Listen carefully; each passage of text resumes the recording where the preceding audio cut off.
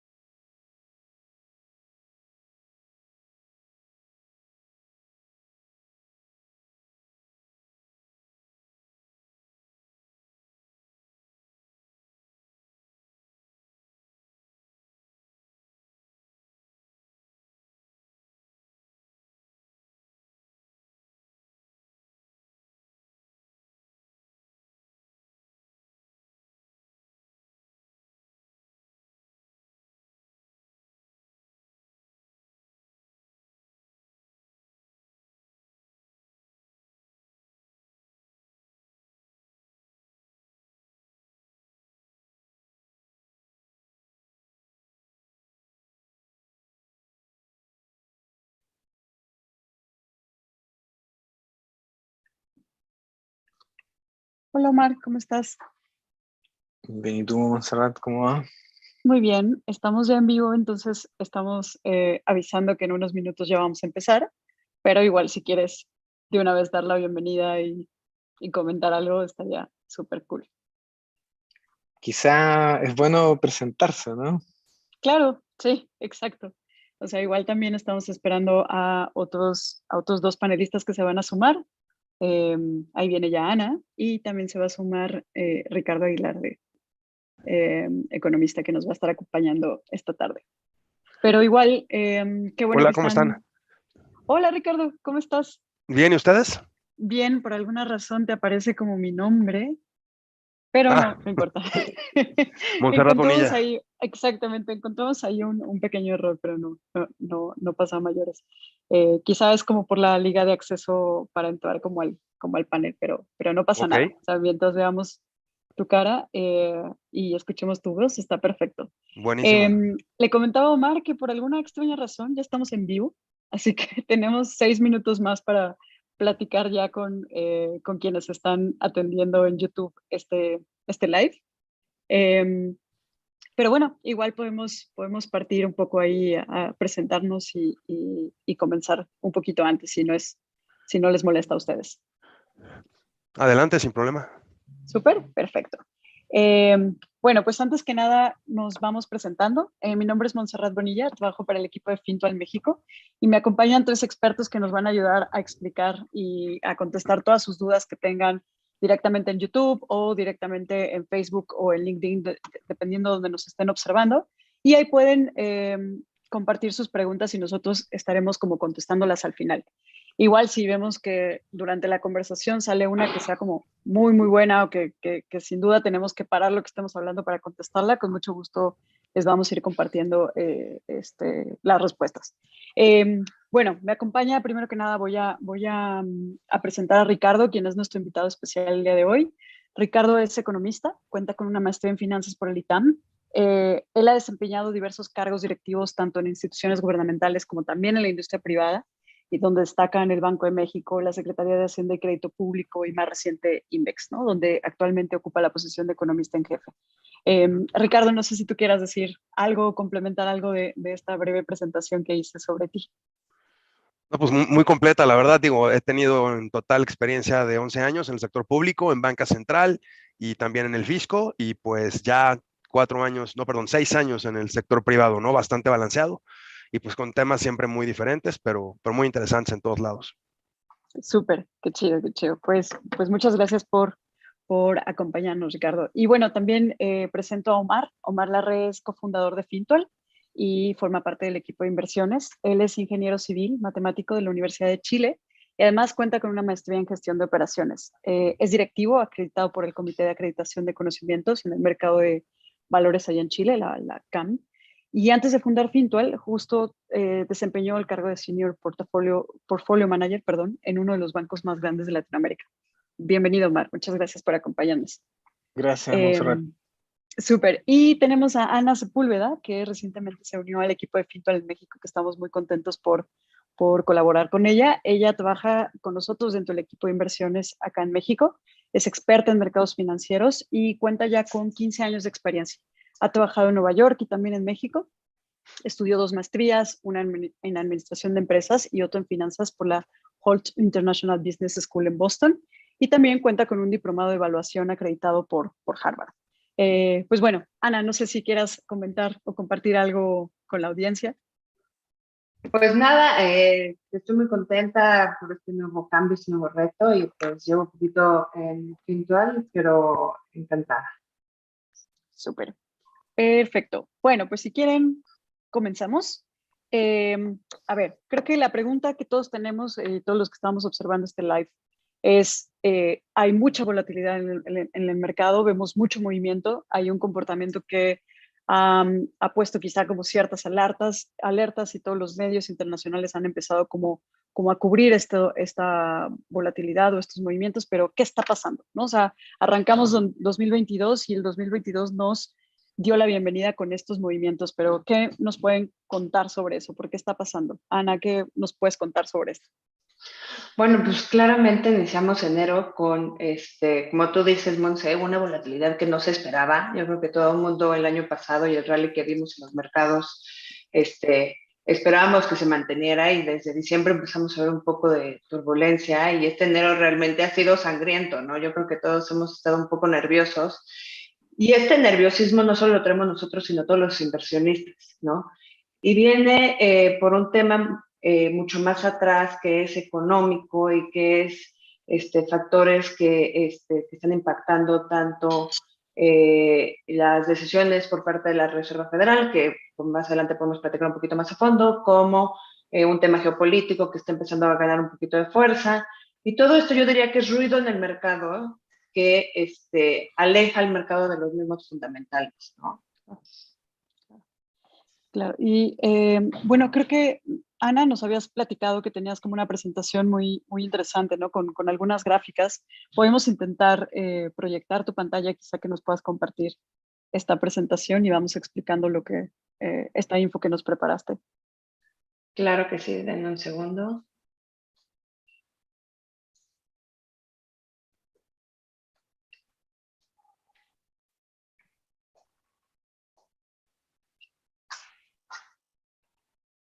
Por alguna razón no me está dejando. Lo puedo presentar yo, sí. Sí, perfecto, más fácil. Perfecto. Súper, ahí está.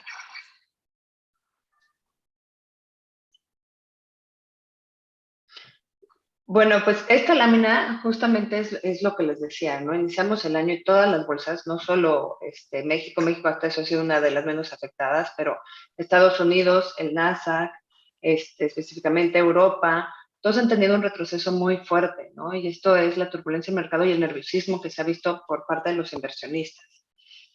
También, como les decía, pues esto no viene por temas en sí fundamentales, sino más bien un ruido de manera macroeconómica. Entonces, ese es uno de los motivos por los cuales invitamos a Ricardo para que nos platique un poquito más qué ve ahí y qué está pasando realmente en el mercado. Perfecto. Bueno, pues si podemos empezar un poco con la parte de economía, pues sí hemos visto cómo efectivamente después de un año muy inusual, ¿no? Donde todavía en 2021 se vieron los efectos de estos estímulos tan fuertes que se inyectaron en la parte fiscal y en la parte monetaria en 2020 a raíz de la pandemia, pues todavía lo que fue 2021 hubo cierto impulso, por ejemplo, de todo este ahorro tan grande que tuvo la población durante los meses de confinamiento, los cheques que directamente se dieron a las personas en su casa para que gastaran, ¿no? El consumo representa el 70% del PIB de Estados Unidos. Y bueno, por supuesto, la Reserva Federal eh, bajó la tasa de interés a un mínimo histórico y también inyectó una cantidad de dinero en el mercado muy grande para que no hubiera un caos a raíz del cierre que tuvo la economía, ¿no? Porque si recordamos este cierre que se vio en 2020, pues bueno, duró aproximadamente, más bien, generó un retroceso en los principales indicadores de 10 años. O sea, por cerrar la economía 3 meses, perdimos 10 años de actividad. Entonces, pues el rebote fue muy importante. En 2021 vimos esto. ¿Y qué es lo que está empezando a pasar este año? Pues que el crecimiento se está frenando. O sea, después de toda esta ayuda, este empujón tan fuerte que recibió la economía, pues sí estamos viendo cómo está eh, extinguiéndose, ¿no? Esta gasolina, por así llamarla, y pues ahorita vamos a crecer a una tasa muy baja, ¿no? Muy baja comparada obviamente con el rebote que vimos en 2021, pero es el hecho de que el crecimiento sea moderado, sí va a ayudar, más bien está desalentando un poco a los inversionistas, ¿no? Y digamos que en la parte económica sí empezamos un poco. Súper, pero también creo que, perdón Ana, creo que hay algo súper importante que tenemos como que platicar y creo que Omar nos tenía ahí como un comentario muy importante sobre la resolución que dio la Fed esta mañana, ¿no? O esta tarde, ¿no? Quizá también podríamos ahí un poquito eh, hablar sobre esto y cómo sin duda está afectando lo que se viene, ¿no? O que podría afectar lo que se viene. Sí. em, esto, esto sucede en un contexto donde la inflación en Estados Unidos está alta. O sea, estamos en un nivel de inflación, como se puede ver en el gráfico actual, bastante alta comparado a las últimas décadas, 7% año contra año. Y, y la Fed, naturalmente, que es el mercado, o sea, el Banco Central de Estados Unidos, tiene que reaccionar subiendo tasas.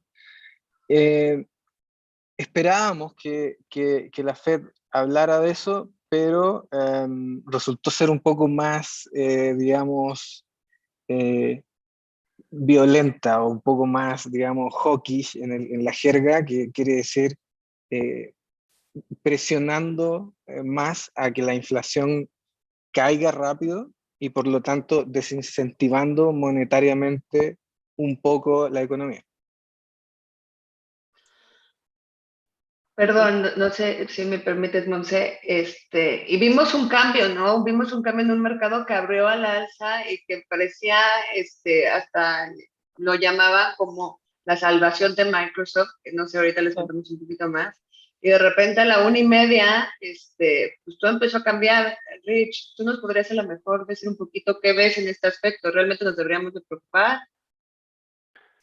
Pues bueno, sí vimos, por ejemplo, cómo la Fed siempre ha sido muy clara y ha llevado a los inversionistas de la mano con lo que va a hacer. Todo el tiempo, desde que empezó la pandemia, la Fed ha anunciado con anticipación cuándo va a comprar activos, cuándo va a bajar la tasa, qué panorama ve hacia adelante. Y de hecho, sí vimos cómo desde hace por lo menos un mes, la Fed efectivamente empezó a decir que tal vez la inflación no era un fenómeno transitorio. Esta inflación tan alta que mencionó Omar probablemente iba a persistir por más tiempo. Entonces, probablemente iban a tener que ser un poco más agresivos, ¿no? Tienen un programa de compra de activos en el mercado, pues que iban a bajarle al ritmo de compras, ¿no? Pero ahorita, bueno, de un mes para acá también la Fed ha dicho, ¿saben qué? Pues ya no. Probablemente vamos a tener que subir la tasa. Probablemente vamos a tener que parar la recompra de activos en el mercado. Esto es, vamos a tener que dejar de meterle dinero al mercado. Y ahora ya se está hablando de que van a recoger parte de esta liquidez, ¿no? Que van a recoger parte de este dinero que ha ayudado a la economía de Estados Unidos a salir de la crisis. Entonces, pues sí, nos han dicho que últimamente van a tener que ser un poco más agresivos, por ejemplo, en la parte de tasas más hawkish, como mencionó Omar, pero pues es que la incertidumbre es hasta dónde. Una cosa es ser agresivo y otra cosa es ser muy agresivo. ¿Hasta cuándo van a subir tasas? ¿En qué monto? ¿Por cuánto tiempo? Y si van a retirar dinero, pues cuánto, ¿no? Y son muchas incógnitas que todavía siguen y como dice Ana, eso pues ha perjudicado un poco pues digamos, el sentimiento positivo en el mercado. Sí. Sí. Pero, ujú, De hecho, lo que me llamó la atención es que al principio partieron, digamos, muy suave, o sea, el mercado iba muy bien, el mercado no se asustó. Cuando salió el comunicado de la Fed, incluso el mercado comenzó a subir, lo que hacía presagiar que el mensaje digamos, lo contrario de hawkish, que es dovish, o sea, no muy agresivo, sino que iba a mantener buenas condiciones monetarias para que, para que la economía siguiera creciendo. Eh, Sin embargo, cuando salió a hablar Jerome Powell, que es el presidente de la Fed, dijo algo bien particular, que él pensaba que el mercado, literalmente, el mercado laboral estaba muy, muy fuerte. Tanto así que él veía que hay un caso donde las tasas de interés podían seguir subiendo por un buen tiempo sin ningún problema, donde había un espacio para seguir subiendo tasas, lo cual el mercado ya lo ha internalizado, se nota en cómo han subido las tasas del tesoro a 10 años, pero ahora fue un poquito más agresivo de lo que se esperaba. ¿y cuánto podríamos esperar que subiera? ¿No? Que suba. Pues bueno, el mercado ahorita está anticipando digamos, en las operaciones de mercado de futuros, en la tasa de referencia de Estados Unidos, digamos que hay una probabilidad implícita, ¿no? O sea, si tú empiezas a tradear ciertos niveles de tasas, porque tú esperas que esté en cierto nivel a futuro, digamos que eso está ahorita descontando 4 aumentos de 25 puntos base en la tasa de referencia de Estados Unidos. Okay. Creo que Exactamente. también creo que hay un tema que es súper importante. Bueno, son como dos cosas que me gustaría como que pudiéramos ahondar. La primera es que si todo esto que estamos viendo tiene alguna razón o algún fundamento de problemas geopolíticos, que quizá tú, Ricardo, nos puedes platicar un poquito más de eso, ¿no? Y cómo es que está afectando o cuáles son exactamente como esas condiciones geopolíticas que están eh, sin duda como generando cierta volatilidad o este tipo de comportamiento. Pues bueno, generalmente los eventos geopolíticos no tienen un efecto permanente en los mercados. O sea, incluso vimos, por ejemplo, cómo el tema de la guerra de Estados Unidos contra el terrorismo, el atentado de las Torres Gemelas, el problema de Irak y todo eso no realmente generó algo que a la fecha sigamos sufriendo.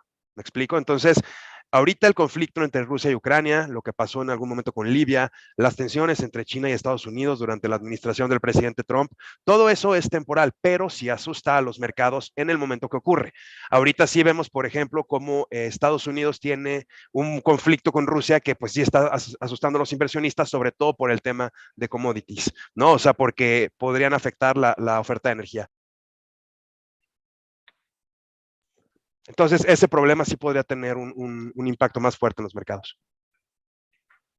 Pero digamos que es algo independiente también a lo que estábamos hablando de la reserva. Yo creo que son varios factores que están presionando al mercado, ¿no? Y un tema es el nerviosismo de lo que va a hacer la Fed, ¿no? Y que ahora, con el comunicado de hoy, pues cierta incertidumbre que todo el mundo estamos esperando que se desapareciera, se mantuvo y se podría decir que se aumentó, ¿no? No sé lo que piensen ustedes, pero y otro tema es el tema geopolítico, y luego tenemos también el tema de COVID, que parece que ahí vamos de salida, ¿no? Entonces son varios factores que están llevando a esta volatilidad en el mercado. Ahora, si me permiten, yo de mi parte pienso que no vamos a vivir si regresamos a la Fed, ¿no?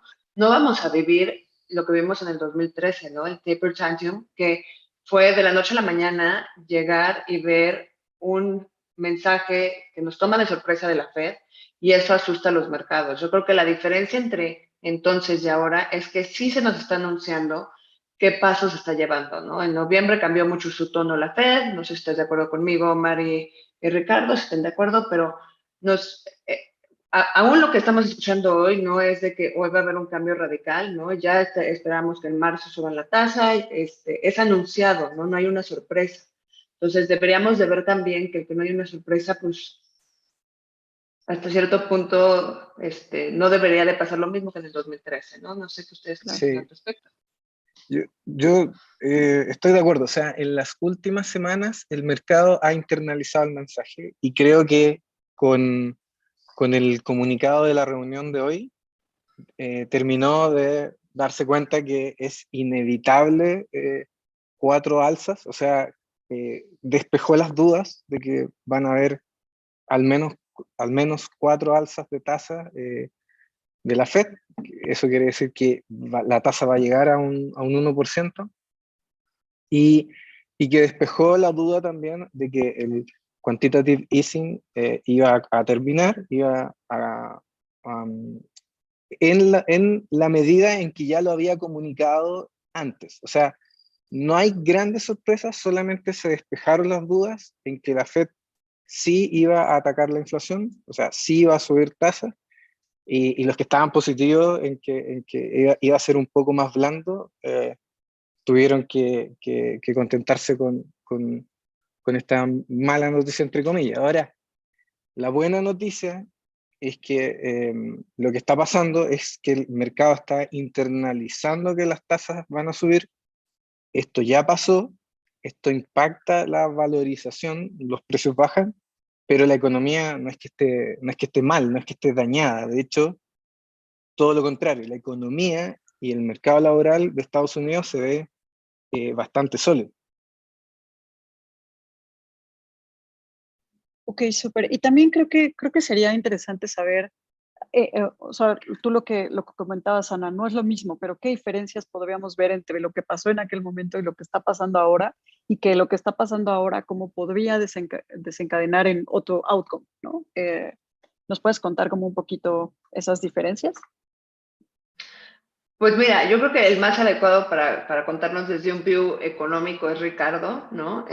Ahorita si quieren me enfoco a esta lámina que sí, bueno, quiero que Omar les platique un poquito de eso, ¿no? Pero yo creo que hay muchas diferencias, ¿no? Como decía Omar, y de aquí cedo la palabra a Rich, el principal tema es economía, ¿no? O sea, cómo estamos creciendo.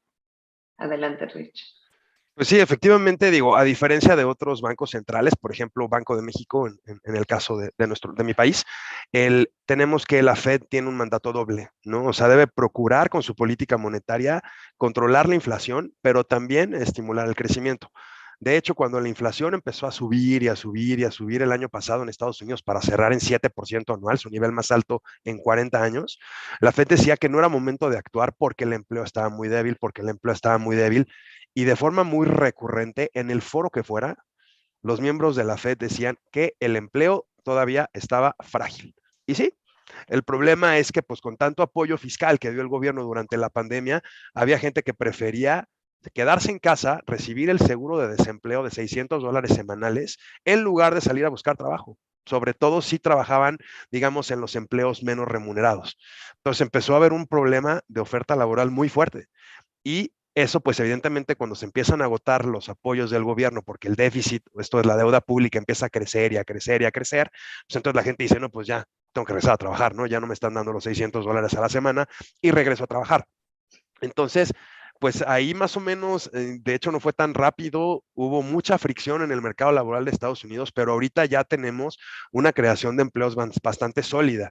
La reapertura de la economía, el hecho que Omicron, por ejemplo, no haya generado los cierres tan fuertes que generó en 2020, pues ha hecho que los servicios sigan, que el comercio siga, y todo eso ha ayudado mucho, obviamente, a la parte del empleo. Entonces, ya con un empleo que se encuentra más fuerte, pues ya la Fed, por ejemplo, puede recurrir a alzas en la tasa de interés. Y sí, como dice Omar, me gusta mucho la palabra, no la usamos en México, pero deberíamos usarla más. Internalizó ya el mercado, nosotros decimos que lo asimiló, que lo considera, pero internalizar yo creo que es una palabra muy buena para describirlo. Lo que no ha internalizado todavía es si van a empezar a retirar liquidez en el mercado, porque este programa de compra de activos hizo que su balance, su balance de activos creciera y creciera y creciera y pasara de 3.5 trillones a 9, casi 9 trillones de dólares. Entonces lo van a tener que bajar. ¿Cuánto? Sí, Nadie sabe. ¿A qué velocidad? Tampoco, pero eso es algo que Claro. no hemos internalizado y que nos puede afectar. Pero la sí, parte de crecimiento sí está todo sólido. sí. Rich. Creo, coincido que tienen que, digamos, detener el programa de compra y el balance de la Fed, o sea, todos estos activos, todos estos bonos que la Fed había comprado al mismo gobierno de Estados Unidos, tiene que ir bajando. Sin embargo, de lo que se entiende, tiene que ser después del ciclo de alza de tasas. O sea, Sí. van a dejar esa tarea para algo posterior, lo cual es bueno, creo yo. Al menos para los mercados es bueno. Sí, totalmente de acuerdo. Aquí la gran incógnita es, bueno, empiezan el alza de tasas en marzo. Al parecer en marzo ya es el primer aumento en la tasa de referencia de Estados Unidos, ¿no? Sí. ¿Cuándo van a empezar a retirar esta cantidad de dinero en el mercado? ¿En marzo, en abril, en mayo? Pues es lo que todavía no sabemos, pero lo bueno es que ya va a pasar, ¿no? Porque pues la inflación sí no para en Estados Unidos y en parte por esto. Sí. En estos gráficos quería destacar un par de cosas que tienen que ver con cómo han corregido los precios por lo que estamos hablando, por el alza de tasas, por digamos, la Fed cortando las condiciones monetarias, haciéndolo, quitando esas condiciones laxas que están existiendo todavía y que van a ser cada vez menores. Y lo que pasó es que el mercado, en un contexto de una economía sana, de una economía creciente, corrigió los precios.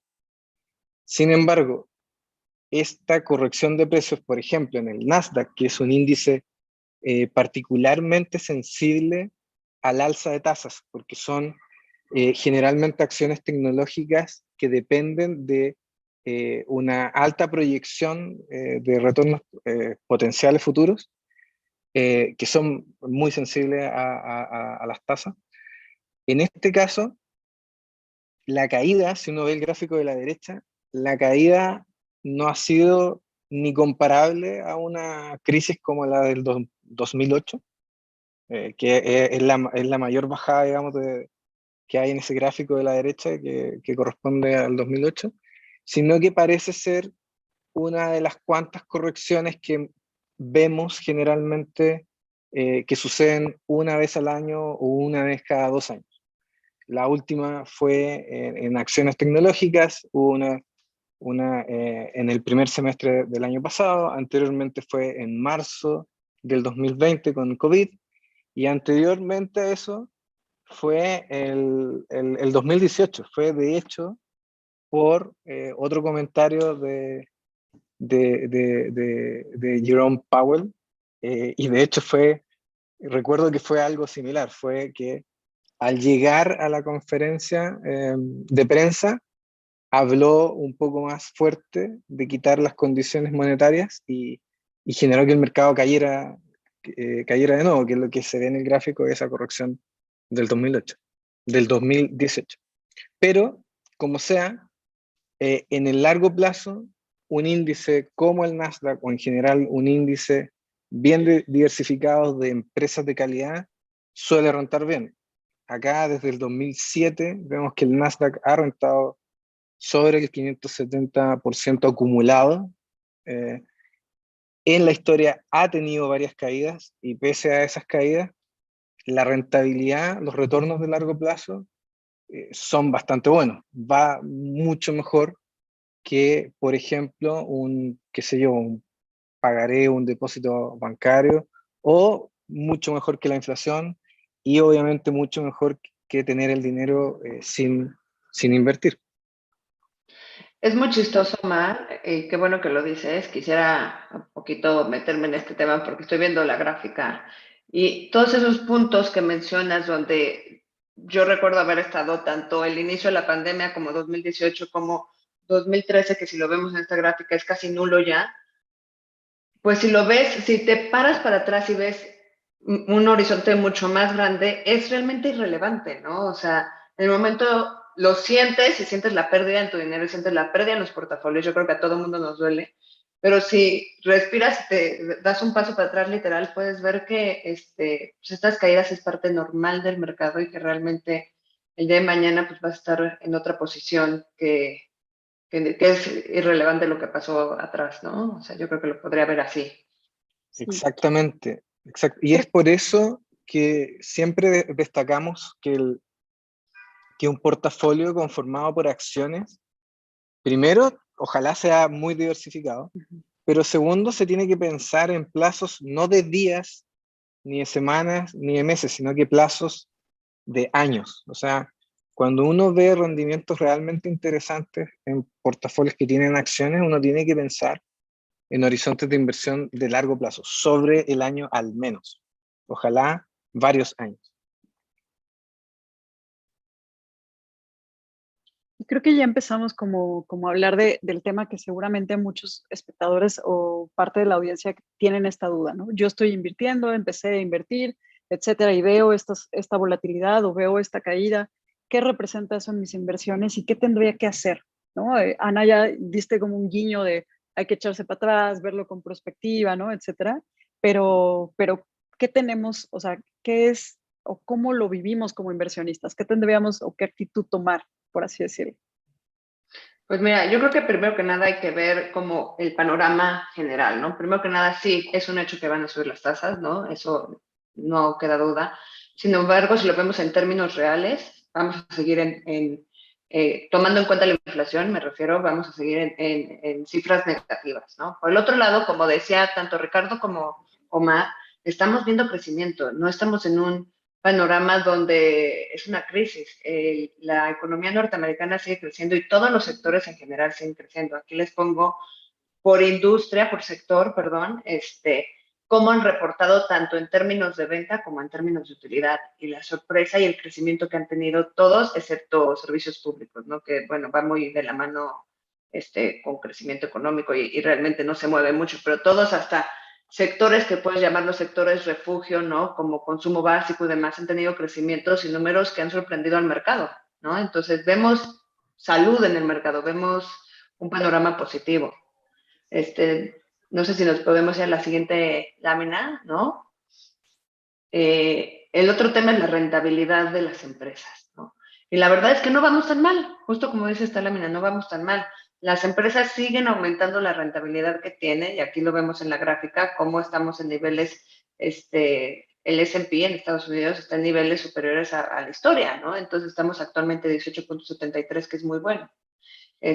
Otro argumento que les tengo de cómo no vamos tan mal, si nos vamos a la siguiente, perdón, nomás, es aquí, las valuaciones. Si ven el punto de 2020 y también en el 2000, que fue el .com, ¿no? De las valuaciones, cómo estaban conforme al promedio histórico, que aquí lo vemos es 17.2. ¿A qué me refiero con valuaciones? Es precio-utilidad, ¿no? Si nosotros vemos el precio al que cotiza actualmente el índice del S&P y del otro lado tengo el ACWI, y lo dividimos entre las utilidades que están generando las empresas que están adentro, pues tenemos un múltiplo, ¿no? Que puede ser comparable a través de los años. Entonces, aquí que vemos que sí hubo un pico al inicio de la pandemia. ¿Por qué? Porque todavía no veíamos ese crecimiento en utilidad que todos estamos esperando, pero actualmente realmente no estamos viviendo una burbuja, ¿no? No estamos viviendo lo que se vivió en el 2000, que fue la burbuja, y no estamos viviendo lo del inicio de la pandemia, donde todavía no veíamos ese catch-up en las utilidades, ¿no? Entonces vemos realmente unas valuaciones que no están nada locas. Eso yo creo que serían los principales puntos, por lo que a mí me sigue gustando en el mercado y por lo cual, pues yo recomiendo no asustarnos, sino ver un poco el panorama desde atrás, como les decía, o sea, dar 3 pasos para atrás y ver la historia y ver un poquito que este ajuste puede significar nada más que una oportunidad. Claro, No sé si alguien tiene algo más que comentar en este aspecto. Sí, a lo mejor Ricardo, desde la parte económica, nos quieras como dar algún comentario a lo que estamos platicando. Pues sí, creo que es muy importante aquí recalcar que el crecimiento va a ser positivo. No va a ser tan alto como en 2021, completamente de acuerdo. Probablemente se vaya a desacelerar mucho, de acuerdo, pero va a ser positivo. Ya no vamos a cerrar las economías como lo vimos a inicios de la pandemia, ni siquiera con nuevas variantes.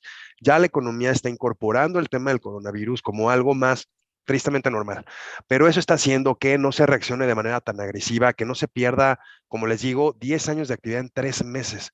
O sea, esas cosas van a hacer que sigamos creciendo y pues que un crecimiento positivo, pues siempre apoya los ingresos de las empresas y también pues las valuaciones en la bolsa, ¿no? Pero el crecimiento podrá ser un poco más moderado, pero mientras sea positivo, esto va para arriba. Sí. También quería destacar que estos múltiplos en general han tendido a subir un poco porque dentro de los índices globales, dentro del índice como el S&P, hay una mayor peso de la tecnología y las empresas tecnológicas o las empresas no necesariamente tecnológicas, pero que están utilizando mucha tecnología, generalmente tienden a sorprender en sus múltiplos, o sea, tienden a ser muy eficientes de capital, ocupar poco capital para poder sorprender con un crecimiento sostenido en el largo plazo de ingresos.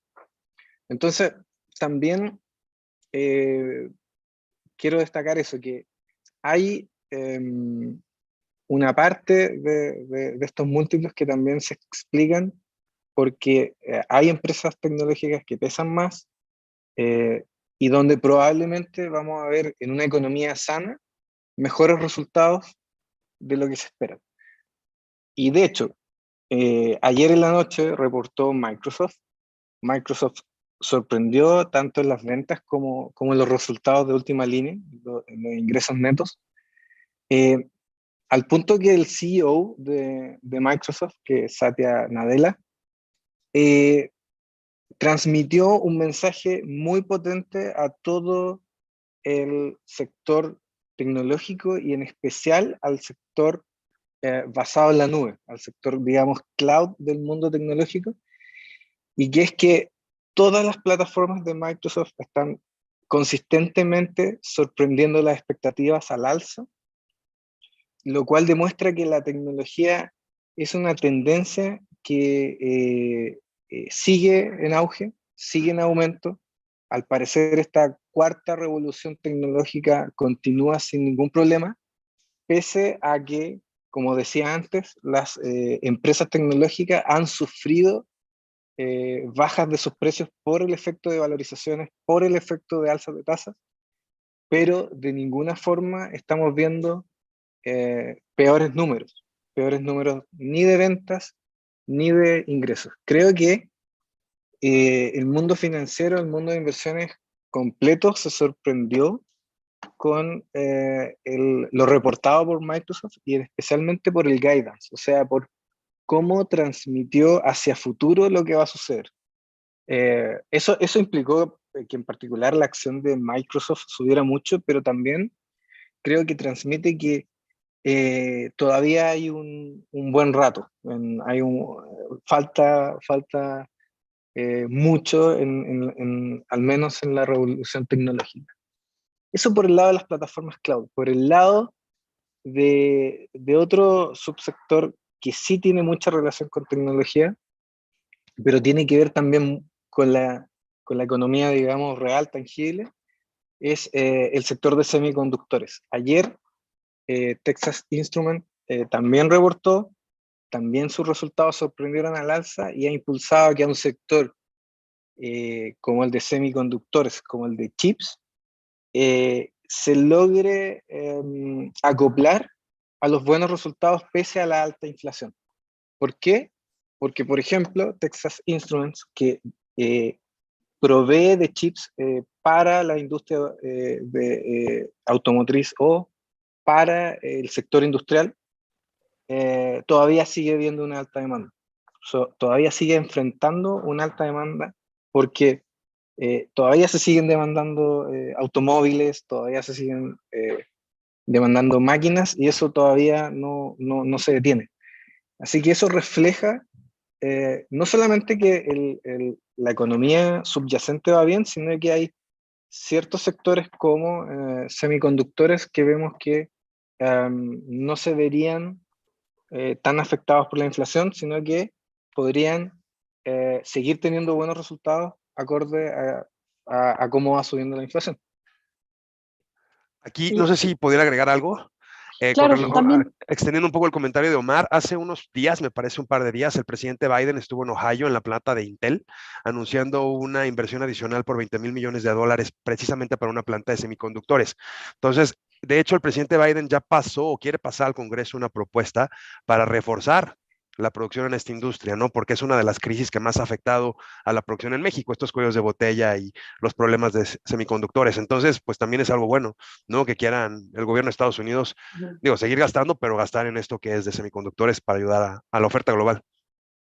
Y perdón que los interrumpa rápido, pero recuerden que pueden ponernos todas sus preguntas en la transmisión donde nos estén viendo, pueden escribir sus preguntas y les vamos a dar como este espacio al final de, de nuestra como participación, por así decirlo. Y de hecho creo que antes de que se nos acabe el tiempo, creo que Omar, tú nos querías también platicar un poco como, ok, bueno, ya hablamos, yo soy inversionista y demás, o quiero o tengo como diferentes inversiones, pero ¿qué pasa a todos aquellos que tienen una inversión en Fintual?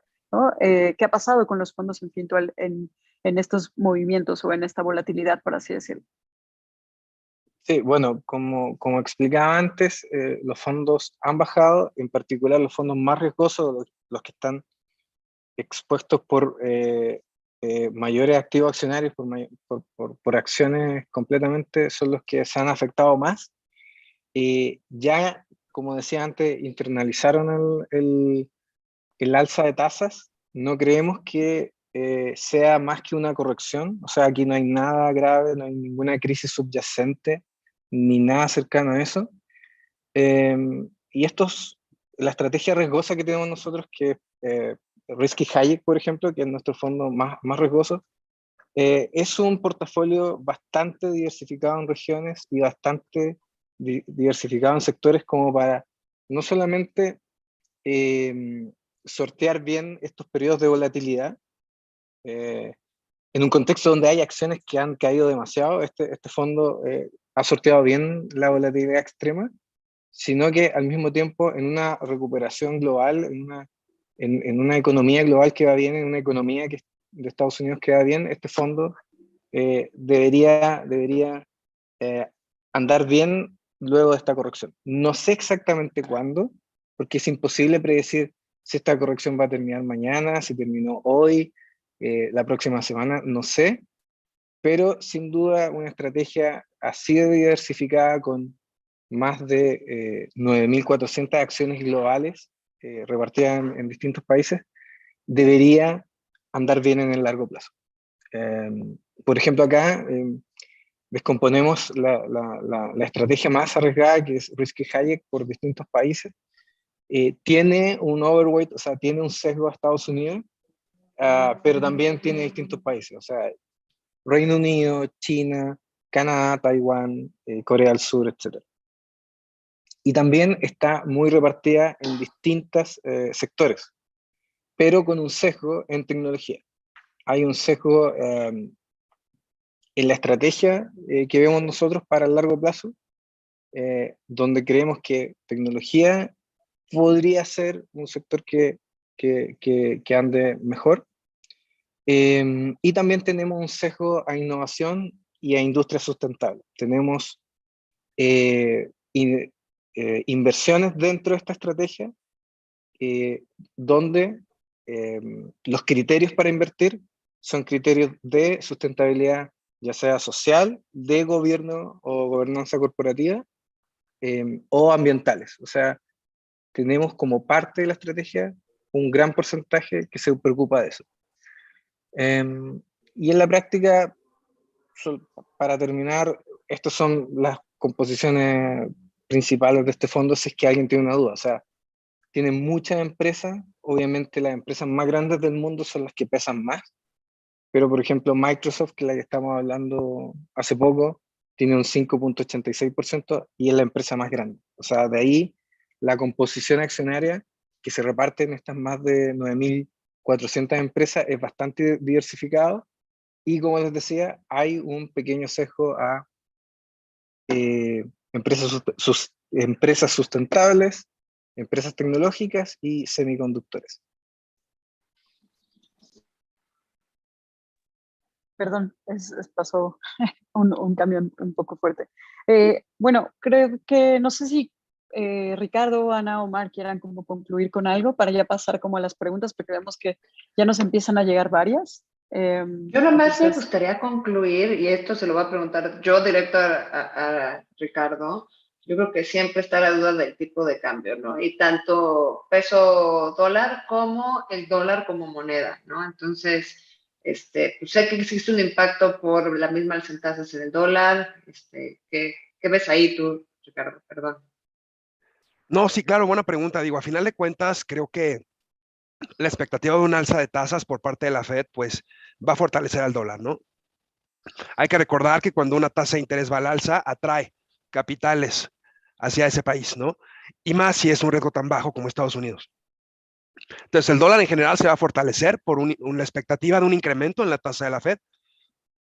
Pero bueno, los países emergentes, que son los que generalmente más sufren por estos movimientos, van a tener diferentes reacciones. No es lo mismo que estemos hablando de la lira turca o el real brasileño, que ha tenido una fuerte evaluación por el déficit y la inflación de ese país, a que hablemos del peso mexicano. O sea, el peso mexicano se ha mantenido relativamente fuerte en comparación con otras monedas emergentes, porque a pesar de que la Fed vaya a subir la tasa y eso le pega al valor de cada moneda emergente, pues todavía tenemos en México fundamentales muy fuertes que sostienen al peso sobre niveles relativamente más estables, como que exportaciones a Estados Unidos que están ahorita en máximos históricos, la entrada de remesas de inmigrantes de alrededor de 50,000 millones de dólares al año, que es un mundo de dinero, reservas internacionales del Banco Central Autónomo, reservas autónomas, ¿no? Y también, pues, línea de crédito flexible con el FMI, líneas de swaps con la Reserva Federal de Estados Unidos. O sea, en general estamos viendo cómo,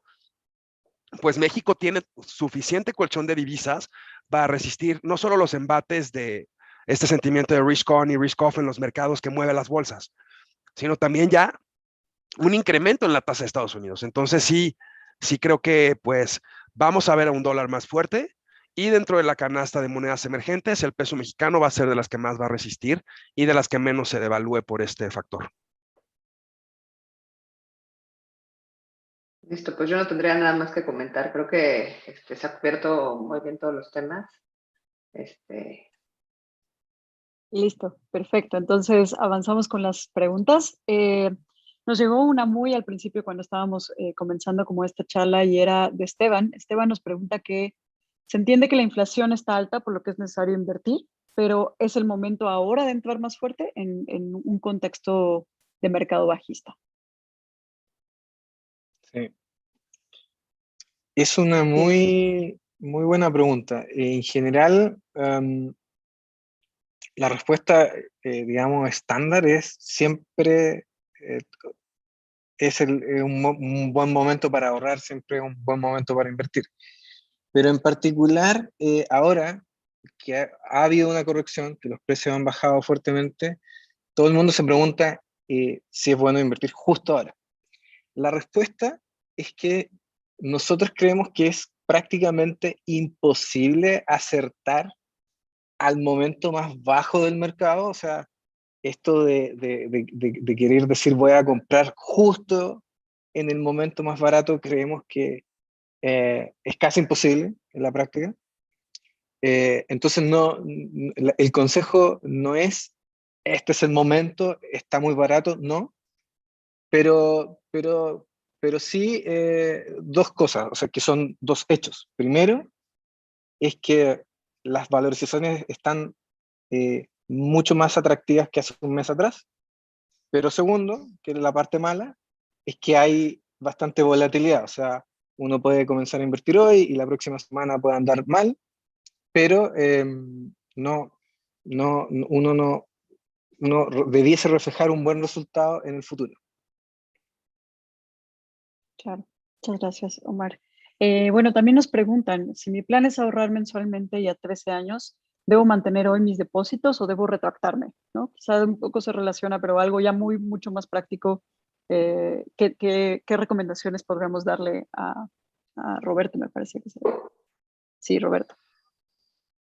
Pues yo creo que debes de mantener, ¿no? Yo creo que una estrategia, independientemente de las inversiones, en lo personal pienso que una estrategia se tiene que mantener. Y como dice Omar, nunca vas a saber cuándo es el momento más bajo. Claramente esto te da oportunidad para entrar más barato, ¿no? Pero sobre todo como disciplina para generar un retorno a largo plazo, es muy bueno mantenerte siempre en ese esquema. Muchas gracias, Ana. Y de hecho, muy relacionado a esto, que me imagino que también es clienta de Fintual, dice, ¿cuándo estiman que se debería empezar a revertir esta caída y empezar a recuperar lo invertido en Fintual?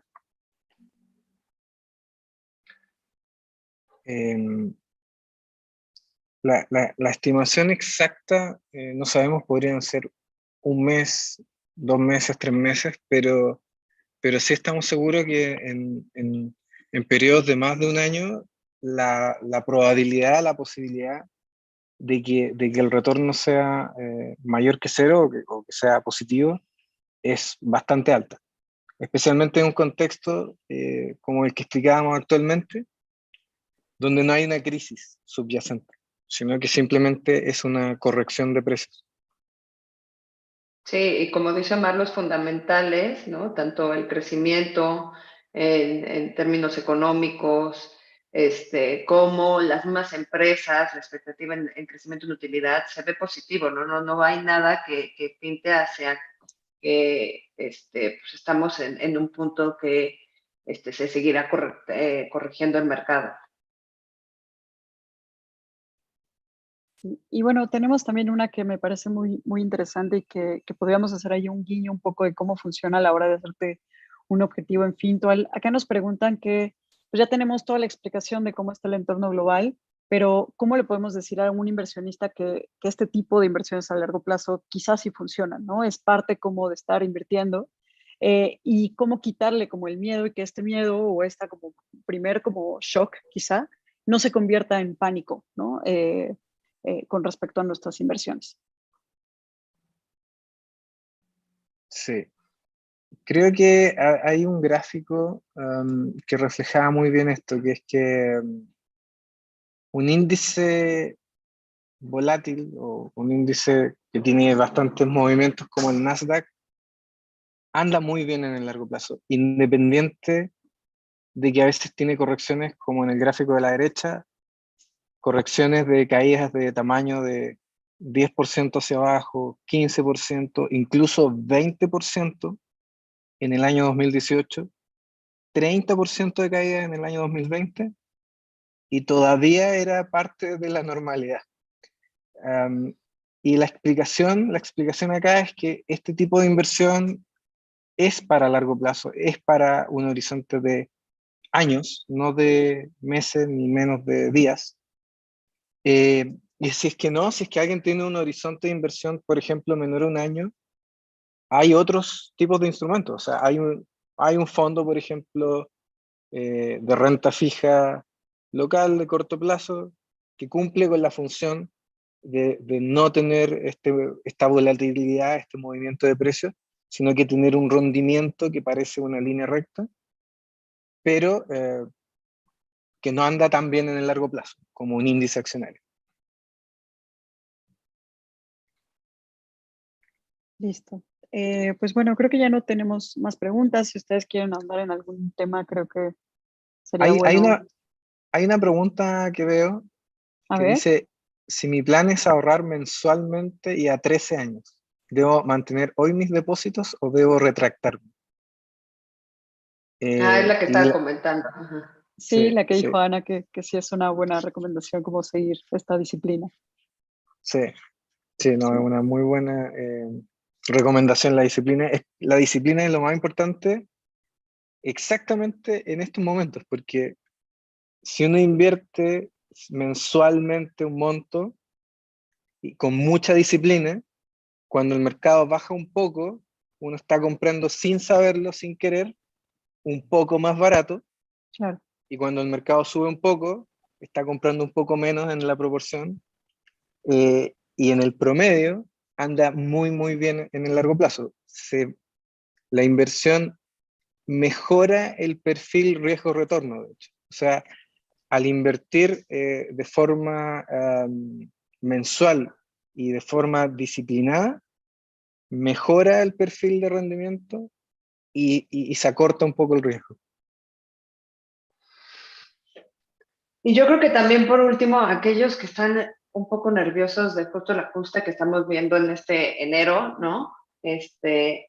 no sé si ustedes saben, por ahí la teoría de Las Vegas, ¿no? Que es la sensación de ganancia. Nunca en términos personales, ¿no? De las personas, lo que te genera, la adrenalina que te genera el estar ganando, nunca es tan poderosa como la sensación que te genera estar perdiendo. Por eso todo el mundo siempre se quiere salir perdiendo. Lo mismo pasa en Las Vegas. Entonces te sales con la pérdida y no lo debes de hacer. Lo que debes de hacer es ser constante, ¿no? Entonces, aquellos que tienen ese nerviosismo, hay hasta una teoría psicológica, ¿no? De cómo reaccionamos los seres humanos. Y lo que tienes que hacer es ser muy estricto, no dejarte llevar por tus emociones, ¿no? Y mantenerte, literal. Exactamente. Digo, yo nada más concluir que, por ejemplo, con este tema de los mercados, recuerden que la Fed nos ha estado guiando desde marzo de 2020 en prácticamente todas sus acciones, excepto uno que otro sobresalto donde se pensó que podrían subir la tasa en junio del año pasado, que no ocurrió, porque el empleo no se había recuperado y los miembros de la Fed decían lo que les decía de no, no hay empleo suficiente, todavía no, todavía no. Créanme que la Fed, yo la verdad no creo que vaya a actuar de forma sorpresiva. Esas sorpresas sí son las que le pegan a las bolsas. Pero si la Fed lleva ya casi 2 años llevándonos de la mano con sus acciones y lo sigue haciendo, no tiene por qué cambiarlo, ¿no? Entonces también, pues, yo no le vería tanto riesgo a una reacción así que golpee mucho a las bolsas. Totalmente de acuerdo. Creo que ese ajuste de comunicación de la Fed ha ocurrido en las últimas semanas con este ajuste de precio, pero también creo que no debiese sorprender digamos, en el futuro próximo.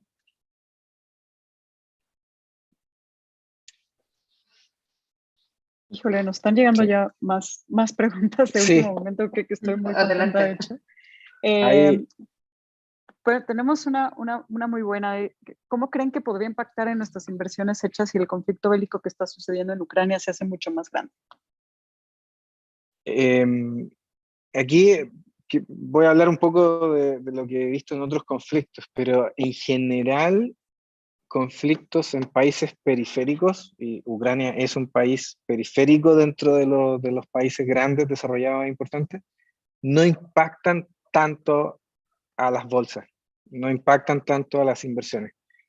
En un contexto donde además estamos concentrados en países lejanos a Europa y donde ya se entiende prácticamente que va a haber algún problema porque hay 100.000 soldados rusos en la frontera con Ucrania, creo que el impacto debiese ser muchísimo menor a lo que estamos viendo en las últimas semanas que, que tiene que ver con el lado monetario. No sé si Ricardo está de acuerdo. Sí, totalmente. Como lo comentamos al principio de la plática, recuerden, ha habido eventos y tensiones geopolíticas, yo diría que muy marcadas desde 2001 con el atentado a las Torres Gemelas. Y sí, el ajuste puede ser importante, pero recuerden, es temporal. No, no es algo permanente. Y mientras no sea permanente, pues la caída se revierte, ¿no? Y yo ahí aumentaría, ¿no? Desde mi punto de vista, es también diferenciar entre ruido y fundamental. Ruido es esto que estamos escuchando ahorita, ¿no? Y que lleva la volatilidad de corto plazo. Y claro, a lo mejor ahí pueden ver en el corto plazo una afectación, como decía Omar, lo que nosotros no estamos por no estar concentrados en Europa, ¿no? Pero en el largo plazo no debería afectar en el mercado, de manera global, ¿no? Ya tomando en cuenta fundamentales y que este ruido se empiece a disminuir. Sí, justo. Bueno, también les recordamos que este es un live donde pueden también aprovechar a preguntarnos cosas sobre Fintual en México. Y justo nos llegó una pregunta sobre si vamos a implementar PPR más adelante como Fintual acá en México. Quien quiera como contestarla, Omar o Ana. La respuesta es sí, y se está trabajando para eso. Digamos, se está trabajando en la parte de sistemas, de software, de procesos para poder permitir hacer eso. Y bueno, también alguien nos preguntó que se relacionaba un poquito también como quien nos preguntó que mensualmente depositaba, pero él nos dice que, por aquí se me perdió la pregunta, eh, si podíamos, espera, Un segundito, perdón. Si recibo un dinero extra, ¿me conviene repartirlo en los siguientes meses o meterlo todo ahora? ¿Qué le pueden recomendar a este cliente, usuario Fintual? Es una pregunta recurrente. Creo que la forma de enfrentar esto, si es que uno efectivamente quiere invertir a largo plazo, es no preocuparse exactamente por cuándo empezar, porque en un periodo de tiempo de, qué sé yo, 3, 4, 5 años, va a dar prácticamente lo mismo en el día en que uno comenzó. Pero si es que quiere tener un mejor precio de entrada promedio, puede hacer depósitos en días distintos o en semanas distintas.